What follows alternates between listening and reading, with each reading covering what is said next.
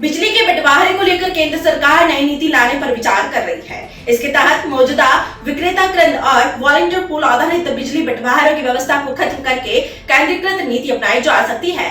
ऐसे में केंद्र और राज्य सरकारों के बीच तकरार बढ़ गई है, क्योंकि यह नई व्यवस्था राज्यों की ओर से मौसम और मांग को देखते हुए तय किए जाने वाले उनके कोटे को खत्म कर सकती है।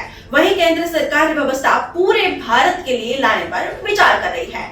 बिजली बंटवारे की नई व्यवस्था मार्केट बेस्ड इकोनॉमिक डिस्पैच यानी MBED कहलाएगी। इसके तहत ऊर्जा मंत्रालय के प्रस्ताव के अनुसार बिजली की करीब 1400 अरब यूनिट के सालाना खपत को केंद्रीकृत शेड्यूलिंग के अंतर्गत देने का विचार है।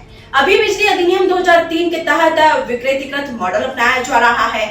MBED नाम की इस नई व्यवस्था को राज्य के नुकसान के तौर पर देखा जा रहा है, क्योंकि इससे राज्यों की खुद की उस व्यवस्था पर असर पड़ेगा जिसके तहत वो अपनी बिजली सेक्टर को खुद संभाल रहे हैं। वहीं केंद्र सरकार को ऊर्जा मंत्रालय MBED को और ऊर्जा मार्केट को और दुरुस्त करने के लिहाज से ऐसा करने की योजना बना रहे हैं। वह one nation one grid one frequency one price formula का विजन देखा रहे हैं। इंडियन एक्सप्रेस की रिपोर्ट के अनुसार सेंट्रल इलेक्ट्रिसिटी रेगुलेटरी कमीशन के पूर्व अध्यक्ष और competition commission of India advisory board के सदस्य SL राव ने कहा कि बिजली के बंटवारे को लेकर सामने आ रही समस्याओं को दूर करने की जरूरत है।